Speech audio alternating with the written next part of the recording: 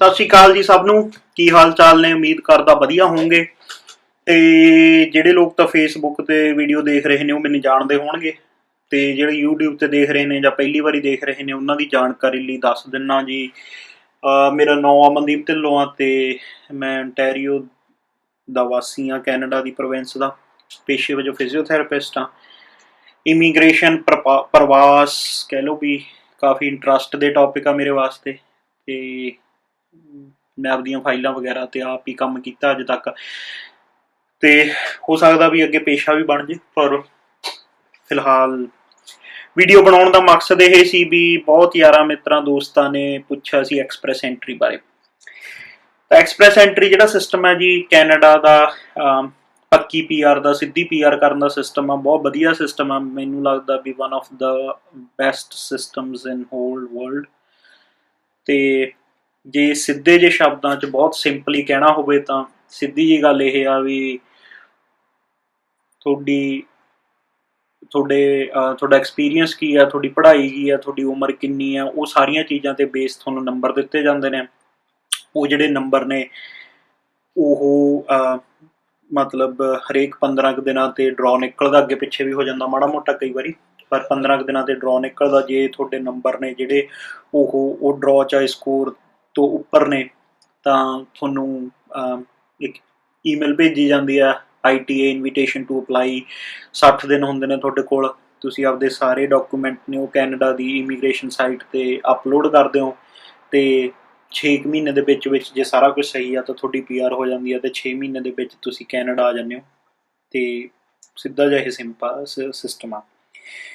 पर जे इनू आपां होर डीपली देखना होवे तो एक्सप्रैस एंट्री बेसिकली 4 होर सिस्टम्स की अंबरेला सिस्टम आ, मतलब ये अंडर 4 होर सिस्टम ने। तो वो 4 होर सिस्टम दे विचों एक सिस्टम तो हो गया CEC या कनेडियन एक्सपीरियंस क्लास, जिहड़ा सिर्फ उन्हां दे लागू हुंदा जिन्हां कोले कोई कनेडियन एक्सपीरियंस हैगा।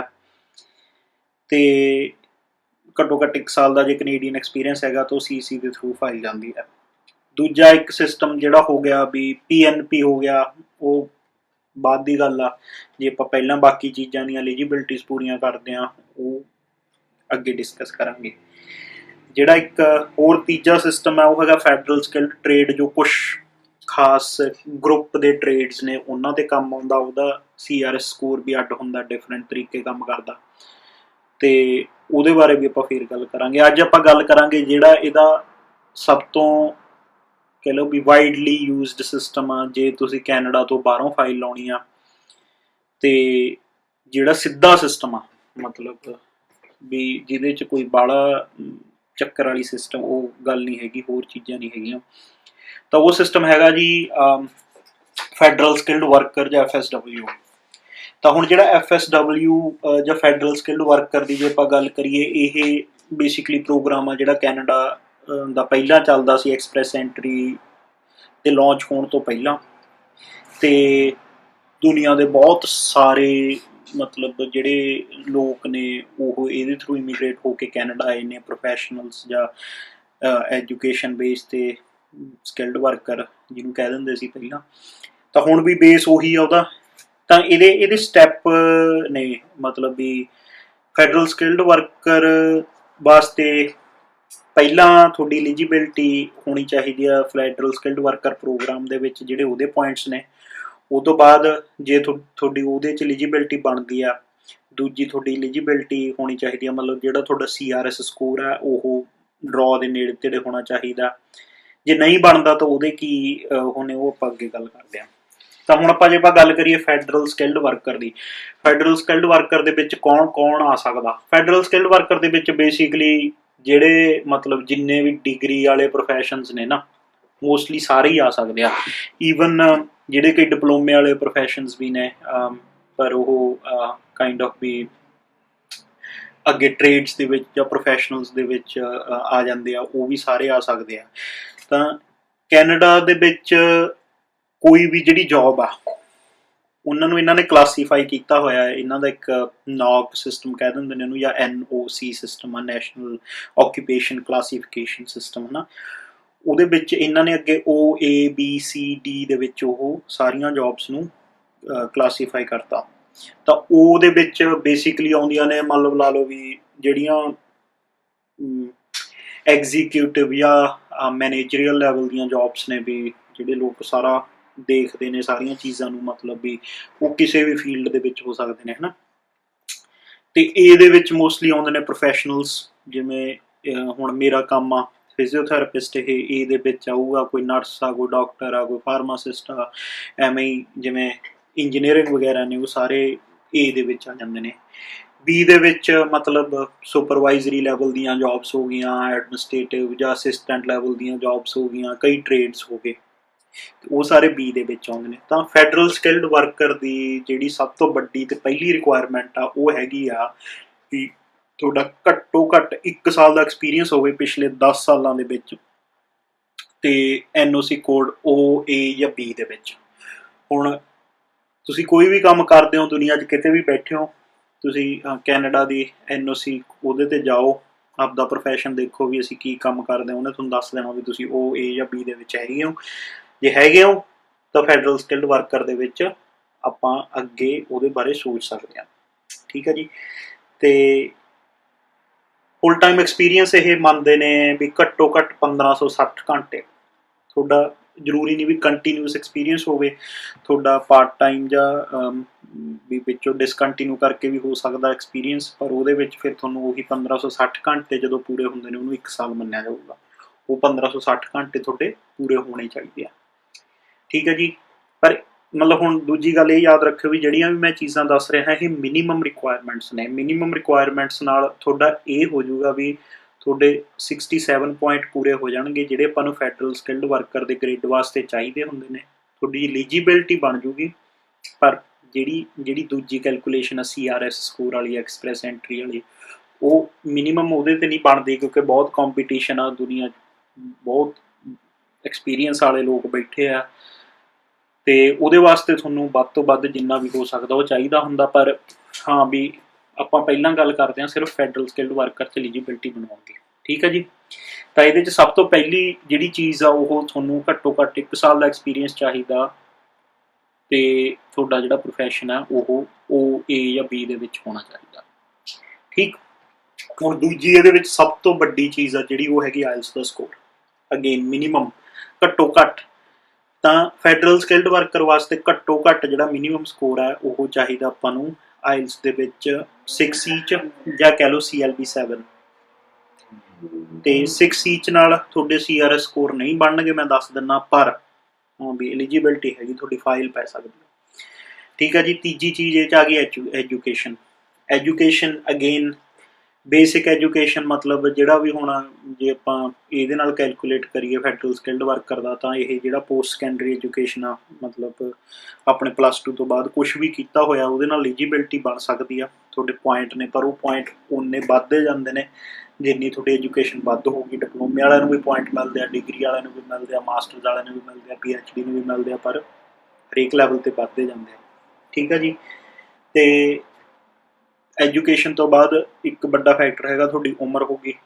ਉਮਰ ਮਤਲਬ 18 ਤੋਂ 35 ਸਾਲ ਨੂੰ ਮੈਕਸੀਮਮ ਪੁਆਇੰਟ ਮਿਲਦੇ ਆ, ਅਤੇ 18 ਤੋਂ ਘੱਟ ਐਲੀਜੀਬਲ ਹੈ ਨਹੀਂ, 18 ਤੋਂ ਉੱਪਰ 35 ਤੋਂ ਉੱਪਰ ਪੁਆਇੰਟਸ ਘਟਣ ਲੱਗ ਜਾਂਦੇ ਆ ਵਾਪਸ ਜਾ ਕੇ।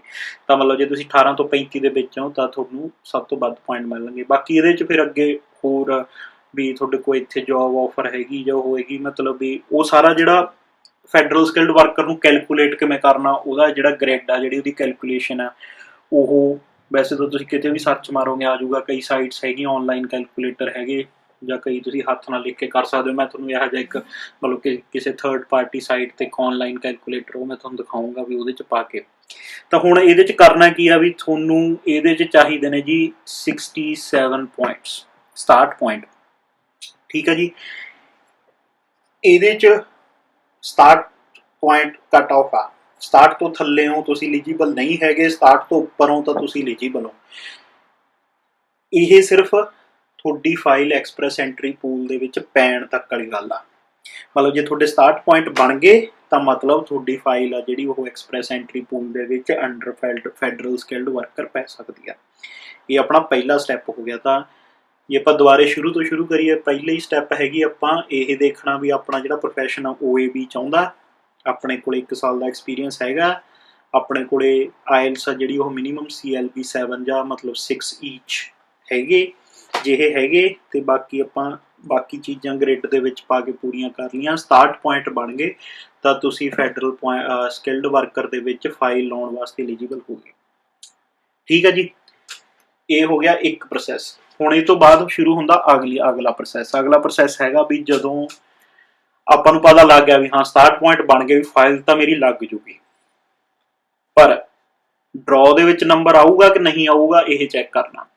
ਇਹ ਚੈੱਕ ਕਰਨ ਵਾਸਤੇ ਤੁਸੀਂ ਕੀ ਕਰਨਾ, ਜਿਹੜਾ ਐਕਸਪ੍ਰੈਸ ਐਂਟਰੀ ਆ, ਮੈਂ ਜਿਵੇਂ ਕਿਹਾ ਵੀ 15 ਦਿਨਾਂ ਦੇ ਡਰਾਅ ਨਿਕਲਦਾ, ਤਾਂ ਉਹ ਡਰਾਅ ਦਾ ਜਿਹੜਾ ਸਕੋਰ ਹੁੰਦਾ ਉਹਨੂੰ ਇਹ ਕਹਿੰਦੇ ਨੇ CRS ਔਰ ਕੰਪਰੀਹੈਂਸਿਵ ਰੈਂਕਿੰਗ ਸਕੋਰ। ਜਿਹੜਾ CRS ਆ ਉਹ ਮਤਲਬ ਵੀ ਤੁਸੀਂ ਆਮ ਹੀ ਐਕਸਪ੍ਰੈਸ ਐਂਟਰੀ ਡਰਾਅ ਪਾਓਗੇ ਤਾਂ ਤੁਹਾਨੂੰ ਉੱਥੇ ਲਿਖਿਆ ਆ ਜਾਂਦਾ ਵੀ ਇੰਨੇ ਤੇ ਗਿਆ, ਇੰਨੇ ਤੇ ਗਿਆ, ਇੰਨੇ ਤੇ ਗਿਆ। ਤਾਂ ਕੈਨੇਡਾ ਗਵਰਨਮੈਂਟ ਦੀ ਆਪਦੀ ਸਾਈਟ ਹੈਗੀ CRS ਕੈਲਕੂਲੇਸ਼ਨ ਵਾਸਤੇ, ਅੱਗੇ ਮੈਂ ਉਹ ਦਿਖਾਉਣਾ ਵੀ ਆ ਵੀ ਉਹਦੇ ਤੇ CRS ਕਿਵੇਂ ਕੈਲਕੂਲੇਟ ਹੁੰਦਾ। ਤਾਂ ਉਹਦੇ ਤੇ ਤੁਸੀਂ ਆਪਦਾ ਸਾਰੀਆਂ ਚੀਜ਼ਾਂ ਪਾਓ, ਆਪਦੀ ਐਜੂਕੇਸ਼ਨ ਪਾਓ, ਆਪਦੀ ਉਮਰ ਪਾਓ, ਸਭ ਕੁਛ ਪਾਤਾ ਹੈ ਨਾ। ਤੇ ਉਹ ਜਦੋਂ ਸਾਰੀਆਂ ਚੀਜ਼ਾਂ ਆਪਾਂ ਉਹਦੇ 'ਚ ਪਾਤੀਆਂ ਤਾਂ ਉਹਨੇ ਆਪਾਂ ਨੂੰ ਦੱਸ ਦੇਣਾ ਵੀ ਆਪਣਾ CRS ਸਕੋਰ ਕਿੱਥੇ ਜੇ ਖੜਾ। ਹੁਣ ਅੱਜ ਕੱਲ੍ਹ ਜਿਵੇਂ ਮੰਨ ਲਓ ਵੀ CRS ਸਕੋਰ ਆ ਜਿਹੜਾ ਉਹ 470 ਦੇ ਆਸ-ਪਾਸ ਜਾ ਰਿਹਾ, ਜਿਹੜੇ ਕੈਨੇਡਾ ਤੋਂ ਬਾਹਰੋਂ ਅਪਲਾਈ ਕਰ ਰਹੇ ਨੇ, ਜਿਹੜਾ CEC ਦਾ ਅੱਡ ਡਰਾਅ ਕੱਢ ਰਹੇ ਨੇ ਇਹ, ਤੇ ਉਹਦਾ ਅੱਡਾ ਪਰ 470 ਦੇ ਕਰੀਬ। ਹੁਣ ਮੰਨ ਲਓ ਵੀ ਤੁਸੀਂ ਪਾਇਆ, ਤੁਹਾਡਾ ਪੁਆਇੰਟ ਬਣ ਗਏ 350, ਤਾਂ ਮਤਲਬ ਆਪਾਂ ਨੂੰ ਪਤਾ ਵੀ 120 ਪੁਆਇੰਟ ਬਹੁਤ ਦੂਰ ਆ ਗੱਲ ਅਜੇ। ਉਹਦੇ 'ਚ ਹੋਰ ਹੱਲ ਹੈਗੇ ਨੇ, ਪਰ ਸਿੱਧਾ ਫੈਡਰਲ ਸਕਿਲਡ ਵਰਕਰ ਦੇ ਵਿੱਚ ਨਹੀਂ ਹੋਣਾ ਹੈਗਾ। ਤਾਂ ਇਸ ਕਰਕੇ ਮਤਲਬ CRS ਮਤਲਬ ਵੀ ਆਪਣਾ ਜੇ ਕਹਿ ਲਓ ਵੀ 20 25 10 ਇੱਥੇ ਜੇ ਨੇੜੇ ਤੇੜੇ ਕਿਤੇ ਹੈਗਾ ਤਾਂ ਮਤਲਬ ਵੀ ਉਮੀਦ ਹੈਗੀ ਆ, ਕਿਉਂਕਿ ਉਹ ਜਿਹੜਾ CRS ਸਕੋਰ ਆ ਉਹ ਘਟਦਾ ਵੱਧਦਾ ਰਹਿੰਦਾ। ਤਾਂ ਜੀ ਦੂਜਾ ਹੋ ਗਿਆ ਆਪਣਾ CRS ਸਕੋਰ, ਜਿਹੜਾ ਆਪਾਂ ਉਹਦੇ 'ਚ ਜਾ ਕੇ ਕੈਲਕੂਲੇਟ ਕਰ ਲੈਣਾ। ਪਹਿਲਾਂ ਤਾਂ ਤੁਸੀਂ ਫੈਡਰਲ ਸਕਿਲਡ ਵਰਕਰ ਦੀ ਐਲੀਜੀਬਿਲਟੀ ਚੈੱਕ ਕਰ ਲਈ, ਫਿਰ ਤੁਸੀਂ CRS ਸਕੋਰ ਚੈੱਕ ਕਰ ਲਿਆ ਉਹਦਾ। ਜੇ ਇਹ ਸਾਰੀਆਂ ਚੀਜ਼ਾਂ ਤੁਹਾਡੀਆਂ ਹੈਗੀਆਂ, ਹੁਣ ਮੰਨ ਲਓ ਵੀ ਤੁਹਾਡਾ ਤੁਸੀਂ ਸਾਰਾ ਕੁਛ ਕੀਤਾ, ਤੁਸੀਂ ਪ੍ਰੋਫੈਸ਼ਨਲ ਹੋ, ਆਈਲੈਟਸ ਬਹੁਤ ਵਧੀਆ, ਤੁਹਾਡੀ ਮਾਸਟਰਸ ਕੀਤੀ ਹੋਈ ਆ ਹੈ ਨਾ, ਤੁਸੀਂ ਕਹਿ ਲਓ ਵੀ 8 ਬੈਂਡ ਲੈ ਲਏ ਚਾਰੇ ਪਾਸੇ, ਤੁਹਾਡਾ CRS ਸਕੋਰ ਮੰਨ ਲਓ ਵੀ ਬਣ ਗਿਆ 475। ਉਹ ਤੋਂ ਬਾਅਦ ਕੀ ਕਰਨਾ, ਉਹ ਤੋਂ ਬਾਅਦ ਆਪਾਂ ਜਿਹੜੀ IRCC ਦੀ ਕੈਨੇਡਾ ਗਵਰਨਮੈਂਟ ਦੀ ਸਾਈਟ ਆ ਉਹ 'ਤੇ ਜਾਣਾ। ਉਹ 'ਤੇ ਜਾ ਕੇ ਉੱਥੇ ਜਾ ਕੇ ਆਪਣੀ ਪ੍ਰੋਫਾਈਲ ਬਣਾ ਦੇਣੀ ਆ, ਉਹਨਾਂ ਦੇ ਆਨਸਰ ਦੇਣੇ ਨੇ। ਕੋਈ ਡਾਕੂਮੈਂਟ ਨਹੀਂ ਉਹ ਕਰਨਾ, ਉਹਨਾਂ ਨੇ ਪੁੱਛੀ ਜਾਣਾ ਵੀ ਹਾਂ ਵੀ ਤੁਸੀਂ ਕੀ ਪੜ੍ਹੇ ਹੋਏ ਹੋ, ਆਇਲਸ 'ਚ ਇੰਨਾ ਸਕੋਰ ਆ, ਇਹਦੇ 'ਚ ਇੰਨਾ ਸਕੋਰ ਆ, ਇਹਦੇ 'ਚ ਇੰਨਾ ਸਕੋਰ ਆ। ਅਤੇ ਉਹ ਸਾਰੀਆਂ ਚੀਜ਼ਾਂ ਜਦੋਂ ਆਪਾਂ ਅਪਲੋਡ ਕਰਤੀਆਂ ਤਾਂ ਤੁਹਾਡੀ ਫਾਈਲ ਆ ਜਿਹੜੀ ਉਹਨੂੰ ਕਹਿ ਦਿੰਦੇ ਨੇ ਵੀ ਹੁਣ ਇਹ ਐਕਸਪ੍ਰੈਸ ਐਂਟਰੀ ਪੂਲ ਦੇ ਵਿੱਚ ਪਏਗੀ। ਹੁਣ ਐਕਸਪ੍ਰੈਸ ਐਂਟਰੀ ਪੂਲ ਦੇ ਵਿੱਚ ਜਦੋਂ ਫਾਈਲ ਪੈ ਗਈ, ਫਿਰ ਤੁਸੀਂ ਕੀ ਕਰਨਾ, ਫਿਰ ਤੁਸੀਂ ਕੁਛ ਨਹੀਂ ਕਰਨਾ, ਤੁਸੀਂ ਬਹਿ ਕੇ ਵੇਟ ਕਰਨੀ ਆ ਅਗਲੇ ਡਰਾਅ ਦੀ। ਹੁਣ ਅਗਲਾ ਡਰਾਅ ਨਿਕਲਿਆ, ਮੰਨ ਲਓ ਤੁਹਾਡੇ 475 ਨੰਬਰ ਸੀ, ਅਗਲਾ ਡਰਾਅ 470 ਤੇ ਆ ਗਿਆ ਤੁਹਾਡੇ ਉਹ ਨੇ, ਤਾਂ ਤੁਹਾਨੂੰ ਚਿੱਠੀ ਆਊਗੀ, ਇਨਵੀਟੇਸ਼ਨ ਟੂ ਅਪਲਾਈ ITA ਆਊਗੀ।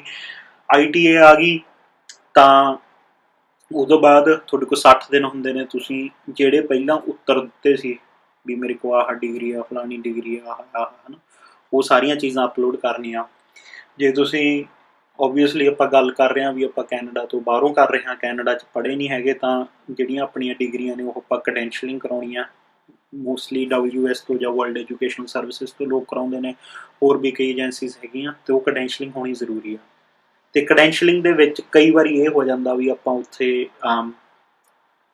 ਡਿਗਰੀ ਮੰਨ ਲਓ ਕੀਤੀ ਆ, ਵੀ ਆਪਾਂ ਉੱਥੇ ਉਹਨੂੰ ਡਿਗਰੀ ਕਹਿੰਦੇ ਹਾਂ, ਪਰ ਇਹਨਾਂ ਨੇ ਕ੍ਰੈਡੈਂਸ਼ੀਅਲ ਕਰਕੇ ਆਪਾਂ ਨੂੰ ਦੱਸਿਆ ਵੀ ਇਹ ਤਾਂ ਜੀ ਡਿਪਲੋਮਾ 3 ਸਾਲ ਦਾ ਤਾਂ, ਜਾਂ ਇਹ 2 ਸਾਲ ਦਾ ਡਿਪਲੋਮਾ, ਮਤਲਬ ਉਹ ਕੈਨੇਡੀਅਨ ਉਹਦੇ 'ਤੇ ਥੋੜ੍ਹਾ ਜਿਹਾ ਫਰਕ ਰਹਿ ਜਾਂਦਾ। ਤਾਂ ਤੁਹਾਡਾ ਜਿਹੜਾ ਐਜੂਕੇਸ਼ਨ ਆ ਉਹ ਕ੍ਰੈਡੈਂਸ਼ੀਅਲਿੰਗ ਦੇ ਹਿਸਾਬ ਦੀ ਮੰਨੀ ਜਾਊਗੀ, ਬਜਾਏ ਇਹਦੇ ਕਿ ਉਹ ਮੰਨੀ ਜਾਵੇ ਜਿਹੜਾ ਤੁਸੀਂ ਉੱਥੇ ਕੀਤਾ।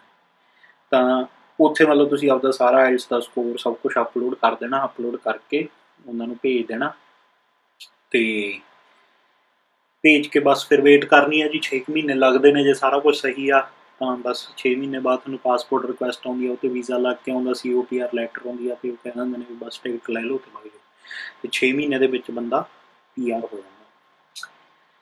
ਅਤੇ ਆਪਾਂ ਕੁਛ ਹੋਰ ਗੱਲਾਂ ਕਰਾਂਗੇ ਵੀ ਹੋਰ ਕਿਹੜੀਆਂ ਚੀਜ਼ਾਂ ਨੇ ਵੀ ਜਿਨ੍ਹਾਂ ਨਾਲ ਸਕੋਰ ਵੱਧਦੇ ਨੇ, ਪਰ ਉਹ ਤੋਂ ਪਹਿਲਾਂ ਮੈਂ ਜਿਵੇਂ ਤੁਹਾਨੂੰ ਕਿਹਾ ਵੀ ਮੈਂ ਤੁਹਾਨੂੰ ਪਹਿਲਾਂ ਫੈਡਰਲ ਸਕਿਲਡ ਵਰਕਰ ਦਾ ਜਿਹੜਾ ਕੈਲਕੂਲੇਟਰ ਆ ਉਹ ਦਿਖਾਉਣਾ, ਅਤੇ ਨਾਲ ਜਿਹੜਾ CRS ਵਾਲਾ ਕੈਲਕੂਲੇਟਰ ਆ ਉਹ ਦਿਖਾਉਣਾ ਵੀ ਉਹ ਕਿਵੇਂ ਕੰਮ ਕਰਦਾ। ਸੀ ਵੀ ਫੈਡਰਲ ਸਕਿਲਡ ਵਰਕਰ। ਵੈਸੇ ਤਾਂ ऑफिशियल ਸਾਈਟ ਦੇ ਉੱਤੇ ਉਹਨਾਂ ਨੇ ਉਹ ਪਰਫੋਰਮਾ ਜਿਹਾ ਦਿੱਤਾ ਹੋਇਆ, ਪਰ ਉਹ ਹੱਥ ਨਾਲ ਕਰਨੇ ਪੈਂਦੇ ਆ। ਤਾਂ ਆਪਾਂ ਜਿਵੇਂ ਉਰੇ ਕਰਦੇ ਹਾਂ ਵੀ ਕਈ ਥਰਡ ਪਾਰਟੀ ਵਧੀਆ ਸਾਈਟਸ ਹੈਗੀਆਂ ਤੇ ਉਹਦੇ ਨਾਲ ਉਹ ਸਕੋਰ ਆ ਜਾਂਦਾ। ਜਿਵੇਂ ਹੁਣ ਆਹ ਇੱਕ ਇਮੀਗ੍ਰੇਸ਼ਨ ਐਕਸਪਰਟਸ ਵਾਲੀ ਸਾਈਟ ਹੈਗੀ, ਇਹਦੇ 'ਤੇ ਜਾ ਕੇ ਤੁਸੀਂ ਕੁਛ ਨਹੀਂ ਕਰਨਾ ਹੈਗਾ, ਜਿਹੜਾ ਆਪਦਾ ਸਾਰੀਆਂ ਚੀਜ਼ਾਂ ਨੇ ਉਹ ਭਰ ਦੇਣੀਆਂ ਨੇ। ਆ ਗਿਆ ਜਿਵੇਂ ਨਾਂ ਪਾਉਣ ਦੀ ਲੋੜ ਨਹੀਂ। ਮੰਨ ਲਓ ਆਪਾਂ ਏਜ ਕਹਿਤੀ ਵੀ ਬੰਦੇ ਦੀ ਹੈਗੀ ਜੀ 27, ਠੀਕ ਹੈ ਜੀ। ਮੈਰਿਡ ਆਪਾਂ ਚਲੋ ਵੀ ਸਿੰਗਲ ਕਹਿ ਦਿੰਦੇ ਹਾਂ ਉਹਨੂੰ। ਐਜੂਕੇਸ਼ਨ ਕਹਿ ਦਿੰਦੇ ਵੀ ਮਾਸਟਰਸ ਹੈਗੀ ਉਹਦੇ ਕੋਲ। ਐਕਸਪੀਰੀਅੰਸ ਆਪਾਂ ਕਹਿ ਦਿੰਦੇ ਵੀ ਉਹਦੇ ਕੋਲ 4 ਸਾਲ ਦਾ ਹੈਗਾ, ਠੀਕ ਹੈ ਜੀ। ਤਾਂ ਕੈਨੇਡਾ ਵਾਲਾ ਕੁਛ ਨਹੀਂ ਹੈਗਾ, ਕੁਛ ਨਹੀਂ ਹੈਗਾ। ਪਹਿਲਾਂ ਕੈਨੇਡਾ 'ਚ ਕੰਮ ਨਹੀਂ ਕੀਤਾ, ਕੋਈ ਆਪਣੇ ਕੋਲ ਜੋਬ ਆਫਰ ਜਾਂ LMIA ਨਹੀਂ ਹੈਗੀ, ਰਿਲੇਟਿਵਸ ਨਹੀਂ ਹੈਗੇ, ਠੀਕ ਹੈ ਜੀ। ਤਾਂ ਸਕੋਰ ਇੱਥੇ ਆਪਾਂ ਕਹਿ ਦਿੰਦੇ ਹਾਂ ਵੀ ਲਿਸਨਿੰਗ ਦੇ ਵਿੱਚੋਂ 8 ਆ ਗਏ, ਇਹਦੇ ਵਿੱਚੋਂ ਸਪੀਕਿੰਗ 'ਚੋਂ 7.5 ਆ ਗਏ, ਰੀਡਿੰਗ 'ਚੋਂ 8 ਕਹਿ ਲਓ, ਰਾਈਟਿੰਗ ਦੇ ਵਿੱਚੋਂ 7.5 ਕਹਿ ਲਓ, ਠੀਕ ਹੈ ਜੀ। ਤਾਂ 72 ਪੁਆਇੰਟ ਬਣ ਗਏ। ਹੁਣ ਇਹਦੇ 'ਚ ਆਪਾਂ ਨੂੰ ਚਾਹੀਦੇ ਸੀ ਵੀ 67 ਪੁਆਇੰਟ। ਮਤਲਬ ਹੁਣ ਜੇ ਕੋਈ ਬੰਦੇ ਨੇ ਮਾਸਟਰਸ ਕੀਤੀ ਹੋਈ ਆ ਤੇ ਉਹਦੇ ਕੋਲ 4 ਸਾਲ ਦਾ ਐਕਸਪੀਰੀਅੰਸ ਹੈਗਾ, ਇੰਨੇ ਕੁ ਸਕੋਰ ਲੈ ਕੇ ਆਉਂਦਾ, ਤਾਂ ਉਹਦੇ 72 ਪੁਆਇੰਟ ਮਤਲਬ ਉਹ ਫੈਡਰਲ ਸਕਿਲਡ ਵਰਕਰ ਵਾਸਤੇ ਐਲੀਜੀਬਲ ਹੋ ਗਿਆ, ਠੀਕ। ਹੁਣ ਇਹ ਤੋਂ ਬਾਅਦ ਅਗਲੀ ਚੀਜ਼ ਜਿਹੜੀ ਆਪਾਂ ਕੈਲਕੂਲੇਟ ਕਰਨੀ ਆ ਉਹ ਹੈਗੀ ਆਪਣਾ CRS। ਤੇ ਉਹਦੀ ऑफिशियल ਸਾਈਟ ਹੈਗੀ, ਮਤਲਬ ਤੁਸੀਂ ਕਰੋਗੇ ਵੀ CRS ਕੈਲਕੂਲੇਟਰ ਕਰਕੇ, ਤੇ ਆਹ ਹੈਗੀ ਜਿਹੜੀ CICGC ਦੀ ਸਾਈਟ। ਤੇ ਇਹਦੇ ਵਿੱਚ ਆਪਾਂ ਇੱਦਾਂ ਆ ਜਾਂਦੀ ਆ, ਇਹ ਉਰੇ ਸ਼ੁਰੂ ਹੋ ਜਾਂਦੇ ਨੇ ਕੁਐਸਚਨ। ਹੁਣ ਆਪਾਂ ਫੇਰ ਕਹਿ ਦਿੰਦੇ ਹਾਂ ਵੀ ਸਿੰਗਲ ਆ, ਤੇ ਆਪਾਂ ਉਧਰ ਵਾਲੇ ਆਨਸਰ ਦੁਬਾਰੇ ਦਿੰਦੇ ਹਾਂ ਵੀ 27 ਸਾਲ ਦਾ ਹੈਗਾ ਬੰਦਾ, ਠੀਕ ਹੈ ਜੀ। ਲੈਵਲ ਆਫ ਐਜੂਕੇਸ਼ਨ ਆਪਾਂ ਮਾਸਟਰਸ ਕਹੀ ਸੀ, ਮਾਸਟਰਸ ਹੀ ਕਹਿ ਦਿੰਦੇ ਹਾਂ। ਕਨੇਡੀਅਨ ਕੁਛ ਉਹਦੇ ਕੋਲ ਐਜੂਕੇਸ਼ਨ ਹੈ ਨਹੀਂ ਇੱਥੋਂ ਦੀ। ऑफिशियल ਲੈਂਗੁਏਜ 2 ਸਾਲ ਪੁਰਾਣੇ ਟੈਸਟ ਹੈਗੇ ਨੇ। ਆਪਾਂ ਆਇਲਸ ਦੇ ਵੈਸੇ ਹੀ ਸਕੋਰ ਪਾ ਦਿੰਦੇ ਹਾਂ ਜਿਹੜੇ ਉੱਧਰ ਪਾਏ ਸੀ। ਮਤਲਬ ਸਪੀਕਿੰਗ 'ਚੋਂ 8.5 ਪਾਏ ਸੀ, ਲਿਸਨਿੰਗ 'ਚੋਂ 8.5 ਪਾਏ ਸੀ, ਰੀਡਿੰਗ 'ਚੋਂ 7 ਰੀਡਿੰਗ 'ਚੋਂ 7.5 ਪਾਏ ਸੀ, ਇਹਦੇ 'ਚੋਂ 8 ਪਾਏ ਸੀ ਸ਼ਾਇਦ, ਇਹਦੇ 'ਚੋਂ ਕਹਿ ਲਓ ਵੀ 7.5 ਹੈ ਨਾ। ਤੇ ਦੁਬਾਰੇ ਪੁੱਛਦੇ ਆ ਵੀ ਫਰੈਂਚ ਦਾ ਦੂਜੀ ਲੈਂਗੁਏਜ ਦਾ ਟੈਸਟ ਦਿੱਤਾ, ਤਾਂ ਆਪਾਂ ਕਹਿੰਦੇ ਆ ਵੀ ਨੋਟ ਐਪਲੀਕੇਬਲ। ਜੇ ਤੁਸੀਂ ਦਿੱਤਾ ਤਾਂ ਤੁਹਾਡੇ ਹੋਰ ਸਕੋਰ ਵੱਧ ਜਾਣਗੇ, ਠੀਕ ਹੈ ਜੀ। ਫਿਰ ਇਹ ਪੁੱਛਦੇ ਨੇ ਕੈਨੇਡਾ ਦਾ ਵਰਕ ਐਕਸਪੀਰੀਅੰਸ, ਤਾਂ ਆਪਾਂ ਮੰਨ ਕੇ ਚੱਲ ਰਹੇ ਹਾਂ ਵੀ ਬੰਦਾ ਬਾਹਰੋਂ ਹੀ ਆ ਰਿਹਾ, ਕੈਨੇਡੀਅਨ ਵਰਕ ਐਕਸਪੀਰੀਅੰਸ ਉਹਦੇ ਕੋਲ ਨਹੀਂ ਹੈਗਾ, ਠੀਕ ਹੈ ਜੀ। ਹੁਣ ਇਹ ਪੁੱਛਦੇ ਨੇ ਫੋਰਨ ਵਰਕ ਐਕਸਪੀਰੀਅੰਸ, ਤਾਂ ਇਹਦੇ 'ਚ ਹੁਣ ਆਪਾਂ 4 ਸਾਲ ਪਾਇਆ ਸੀ ਤਾਂ 3 ਔਰ ਮੋਰ ਕਰ ਦਿੰਦੇ ਹਾਂ, ਠੀਕ ਆ। ਹੁਣ ਆ ਗਿਆ ਜਿਹੜਾ certificate of qualification. Certificate of qualification basically ਹੁੰਦਾ ਵੀ ਜਿਵੇਂ ਉਰੇ ਕੋਈ ਵੀ ਟ੍ਰੇਡ ਵਾਸਤੇ ਨਾ, ਜਾਂ ਪ੍ਰੋਫੈਸ਼ਨਸ ਵਾਸਤੇ ਜਿਹੜੇ ਰਜਿਸਟਰਡ ਪ੍ਰੋਫੈਸ਼ਨਸ ਨੇ, ਟ੍ਰੇਡ ਵਾਸਤੇ ਮਤਲਬ ਇਲੈਕਟ੍ਰੀਸ਼ੀਅਨ ਹੋ ਗਿਆ, ਵੈਲਡਰ ਹੋ ਗਿਆ, ਵੈਸੇ ਉਹਨਾਂ ਵਾਸਤੇ ਜਿਵੇਂ ਇਹ ਚਾਹੀਦੇ ਹੁੰਦੇ ਆ ਵੀ ਪ੍ਰੋਵਿੰਸ ਵੱਲੋਂ ਰਜਿਸਟ੍ਰੇਸ਼ਨ ਤੇ ਸਰਟੀਫਿਕੇਟ ਵੀ ਜੇ ਉਹ ਹੈਗਾ ਉਹਦੇ 8 ਪੁਆਇੰਟ ਮਿਲਦੇ ਆ। ਜਿਵੇਂ ਫਿਜ਼ੀਓਥੈਰੇਪੀ 'ਚ ਵੀ ਜੇ ਬੰਦੇ ਦੀ ਰਜਿਸਟ੍ਰੇਸ਼ਨ ਉਰੇ ਹੈਗੀ ਆ ਤਾਂ ਉਹਦੇ ਵਾਸਤੇ ਇਹ ਆ ਵੀ ਬੰਦੇ ਨੂੰ ਪਹਿਲਾਂ ਉਰੇ ਆ ਕੇ ਰਜਿਸਟ੍ਰੇਸ਼ਨ ਵਗੈਰਾ ਕਰਾਉਣੀ ਪਊਗੀ, ਤਾਂ ਉਹਦੇ ਵਾਧੂ ਪੁਆਇੰਟ ਮਿਲਣਗੇ। ਪਰ ਜੇ ਨਹੀਂ ਹੈਗੀ ਤਾਂ ਆਪਾਂ ਨੋ ਨਾਲ ਹੀ ਚੱਲਦੇ ਹਾਂ, ਠੀਕ ਆ ਜੀ। ਹੁਣ ਐਡੀਸ਼ਨਲ ਪੁਆਇੰਟ ਜੇ ਕਿ ਬੰਦੇ ਕੋਲੇ LMIA ਹੈਗੀ OA ਜਾਂ B ਦੇ ਵਿੱਚ, ਤਾਂ ਆਪਾਂ ਇਹ ਵੀ ਨੋ ਕਰਕੇ ਚੱਲਦੇ ਹਾਂ ਜੇ LMIA ਹੋਵੇ, ਵਾਧੂ ਪੁਆਇੰਟ ਨੇ। ਹੁਣ ਇਹ ਆ ਗਿਆ ਨੋਮੀਨੇਸ਼ਨ ਸਰਟੀਫਿਕੇਟ ਪ੍ਰੋਵਿੰਸ ਤੋਂ, ਇਹ ਉਹੀ PNP ਵਾਲੀ ਜਿਹੜੀ ਆਪਾਂ ਗੱਲ ਕਰਦੇ ਸੀ, ਇਹਦੇ ਬਾਰੇ ਵੀ ਆਪਾਂ ਗੱਲ ਕਰਾਂਗੇ ਅੱਡ PNPs ਬਾਰੇ। ਪਰ ਆਪਾਂ ਇੱਥੇ ਮੰਨ ਕੇ ਚੱਲਦੇ ਹਾਂ ਵੀ ਬੰਦੇ ਕੋਲ ਇਹ ਵੀ ਹੈ ਨਹੀਂ, ਠੀਕ ਹੈ ਜੀ। ਹੁਣ ਜੇ ਬੰਦਾ ਆਪ ਜਾਂ ਉਹਦੇ ਸਪਾਊਸ ਦਾ ਕੋਈ ਸਕਾ ਉਰੇ ਬ੍ਰਦਰ ਜਾਂ ਸਿਸਟਰ ਕੈਨੇਡੀਅਨ ਸਿਟੀਜ਼ਨ ਜਾਂ PR ਹੈਗਾ ਤਾਂ ਉਹਦੇ 15 ਪੁਆਇੰਟ ਮਿਲਦੇ ਆ। ਤੇ ਆਪਾਂ ਇੱਥੇ ਚਲੋ ਇਹਨੂੰ ਨੋ ਕਰਕੇ ਚੱਲਦੇ ਹਾਂ, ਠੀਕ ਹੈ ਜੀ। ਮਤਲਬ ਇਹ ਸਿਰਫ ਮੈਂ ਦਿਖਾਉਣ ਵਾਸਤੇ ਕਰ ਰਿਹਾ। ਤੇ ਬੰਦੇ ਦੇ 478 ਪੁਆਇੰਟ ਬਣ ਗਏ, ਜਿਹੜੀਆਂ ਚੀਜ਼ਾਂ ਆਪਾਂ ਦੱਸੀਆਂ ਨੇ ਵੀ ਮਾਸਟਰਸ ਡਿਗਰੀ, 3 ਸਾਲ ਦਾ ਐਕਸਪੀਰੀਅੰਸ ਤੇ ਆਈਲੈਟਸ 'ਚੋਂ ਵਧੀਆ ਇਹੋ ਜਿਹੇ ਸਕੋਰ, ਹੈ ਨਾ। ਮਤਲਬ ਵੀ ਆਪਾਂ ਕਹਿ ਸਕਦੇ ਹਾਂ ਵੀ 470 ਦੇ ਨੇੜੇ ਤੇਰੇ ਡਰੋ ਜਾ ਰਿਹਾ, ਤੇ ਅਗਲਾ ਜਿਹੜਾ ਡਰੋ ਆਊਗਾ ਇਹ ਬੰਦਾ ਉਹਦੇ 'ਚ ਐਲੀਜੀਬਲ ਹੋ ਜਾਊਗਾ, ਇਹਨੂੰ ITA ਆ ਜਾਊਗੀ। ਤੇ ਜੇ ਇਹਨੂੰ ITA ਆ ਗਈ ਤਾਂ ਇਹ ਆਪਦੇ ਸਾਰੇ ਫਾਰਮ ਭਰ ਕੇ ਤੇ ਉਹਦੇ ਤੇ ਅਪਲੋਡ ਕਰ ਸਕਦਾ, ਤੇ ਬਸ ਉਹ ਤੋਂ ਬਾਅਦ ਇਹ ਆ ਵੀ ਉਹ ਪ੍ਰੋਸੈਸ ਕਰ ਦੇਣਗੇ।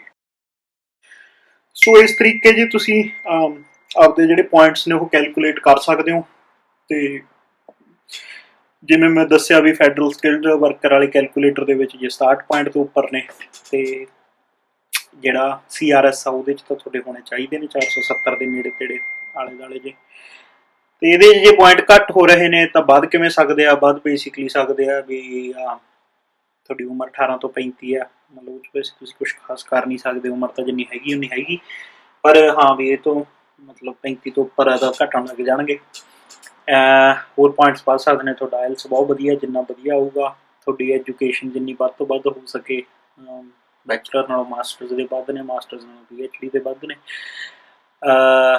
ਵਰਕ ਐਕਸਪੀਰੀਅੰਸ ਜਿੰਨਾ ਵੱਧ ਤੋਂ ਵੱਧ ਹੈਗਾ, ਤੁਹਾਡਾ ਕੋਈ ਭਾਈ ਭੈਣ ਉਹ ਇੱਥੇ PR ਜਾਂ ਸਿਟੀਜ਼ਨ ਹੋਵੇ ਤੇ ਇਹਦੇ 'ਚ ਬਲੱਡ ਰਿਲੇਟਿਵ 'ਚ ਸਿਰਫ ਭਾਈ ਭੈਣ ਹੀ ਚੱਲਦਾ। ਹਾਲਾਂਕਿ ਮਤਲਬ ਵੀ ਇੱਥੇ ਦੇ ਹਿਸਾਬ ਉਹ ਅਡਾਪਟਡ ਜਾਂ ਕਹਿ ਲਓ ਵੀ ਸਟੈਪ ਬ੍ਰਦਰ ਸਿਸਟਰ ਵੀ ਹੋ ਸਕਦਾ, ਪਰ ਹੁਣ ਉਹ ਬਲੱਡ ਰਿਲੇਸ਼ਨ ਚਾਹੀਦਾ ਮਤਲਬ। ਤੇ ਹੋਰ ਕੋਈ ਚਾਚਾ ਤਾਇਆ ਨਹੀਂ ਚੱਲਦਾ ਹੈਗਾ ਇਸ ਸਿਸਟਮ ਦੇ ਵਿੱਚ, ਉਹਦੇ ਐਕਸਟਰਾ ਪੁਆਇੰਟ ਮਿਲਦੇ ਆ। ਤੇ ਤੁਹਾਡੇ ਕੋਲੇ LMIA ਹੈਗੀ OAB ਦੇ ਵਿੱਚ, ਉਹਦੇ ਐਕਸਟਰਾ ਪੁਆਇੰਟ ਮਿਲਦੇ ਆ।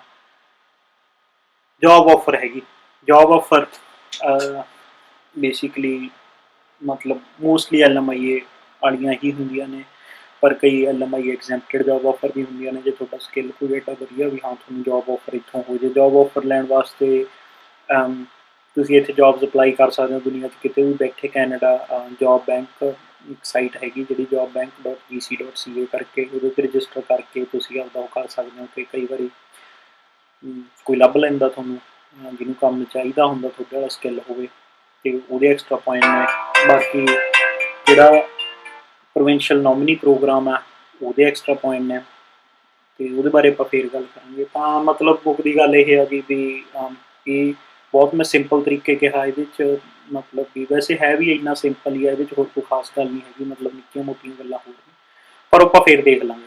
ਠੀਕ ਆ ਜੀ, ਸਤਿ ਸ਼੍ਰੀ ਅਕਾਲ। ਸਭ ਤੋਂ ਜ਼ਰੂਰੀ ਚੀਜ਼ ਤਾਂ ਰਹਿ ਹੀ ਗਈ ਸੀ, ਪੈਸੇ, ਮਨੀ, ਮਾਇਆ। ਤਾਂ ਮੇਰੇ ਖਿਆਲ ਐਕਸਪ੍ਰੈਸ ਐਂਟਰੀ ਆ ਜਿਹੜਾ ਇਹ ਸਭ ਤੋਂ ਸਸਤਾ ਅਤੇ ਸੌਖਾ ਤਰੀਕਾ ਆ, ਤਾਂ ਹੀ ਵੀਡੀਓ ਦਾ ਟਾਈਟਲ ਰੱਖਿਆ ਸੀ ਮੈਂ। ਜੇ ਤੁਸੀਂ ਆਪ ਸਾਰੀ ਫਾਈਲ ਦੀ ਪ੍ਰੋਸੈਸਿੰਗ ਕਰਦੇ ਹੋ, ਕਿਸੇ ਏਜੰਟ ਤੋਂ ਹੈਲਪ ਨਹੀਂ ਲੈਂਦੇ, ਤਾਂ ਤੁਹਾਡੇ $1325 ਇੱਕ ਫਾਈਲ ਦੇ ਲੱਗਣੇ ਆ। ਨਾਲ ਜੇ ਤੁਹਾਡਾ ਸਪਾਊਸ ਹੈਗਾ ਤਾਂ 1325 ਉਹਦੇ, ਅਤੇ ਬੱਚਿਆਂ ਦੇ ਲੱਗਣੇ $225 ਐਕਸਟਰਾ। ਅਤੇ ਇਹ ਤੋਂ ਬਿਨਾਂ ਕਹਿ ਲਓ ਵੀ ਆਈਲਟਸ ਦਾ ਖਰਚਾ, WS ਕਰਾਉਣ ਦਾ ਖਰਚਾ ਉਹ $200 ਵਾਂਗੂ ਹੁੰਦਾ, ਮੈਡੀਕਲ ਕਰਾਉਣ ਦਾ ਖਰਚਾ, ਬਾਇਓਮੈਟ੍ਰਿਕ ਕਰਾਉਣ ਦਾ ਖਰਚਾ, ਅਤੇ ਕਾਗਜ਼ ਪੱਤਰ ਬਣਾਉਣ ਦਾ ਖਰਚਾ। ਮਤਲਬ ਵੀ ਜੇ ਤੁਸੀਂ ਕਿਸੇ ਏਜੰਟ ਦੀ ਹੈਲਪ ਨਹੀਂ ਲੈਂਦੇ ਤਾਂ ਤੁਹਾਡਾ ਸਾਰਾ ਕੁਛ ਕੁੱਲ ਮਿਲਾ ਕੇ ਮੈਂ ਕਹਿੰਦਾ ਵੀ 2000-2500 ਹੱਦ, ਚਲੋ 3 ਲਾ ਲਓ ਵੀ ਖੁੱਲ੍ਹਾ ਖਰਚਾ, $3000 ਇੱਕ ਬੰਦੇ ਦਾ, ਕੈਨੇਡੀਅਨ ਡਾਲਰ। ਅਤੇ ਦੈਟਸ ਆਲ ਦੈਟਸ ਨੀਡਡ। ਅਤੇ ਬਾਕੀ ਜੇ ਕੋਈ ਸਵਾਲ ਜਵਾਬ ਹੋਏ ਤਾਂ ਮੈਨੂੰ ਦੱਸ ਦਿਓ। ਬਾਕੀ ਹੁਣ ਆਪਾਂ ਅੱਗੇ ਫੈਡਰਲ ਸਕਿਲਡ ਟ੍ਰੇਡ ਅਤੇ PNP ਬਾਰੇ, LMIA ਬਾਰੇ ਵੀ ਗੱਲ ਕਰਾਂਗੇ, ਪਰ ਇਹ ਸੀਰੀਜ਼ ਦੀ ਪਹਿਲੀ ਵੀਡੀਓ ਸੀ ਜੀ। ਠੀਕ ਹੈ ਜੀ, ਫਾਈਨਲੀ ਸਤਿ ਸ਼੍ਰੀ ਅਕਾਲ।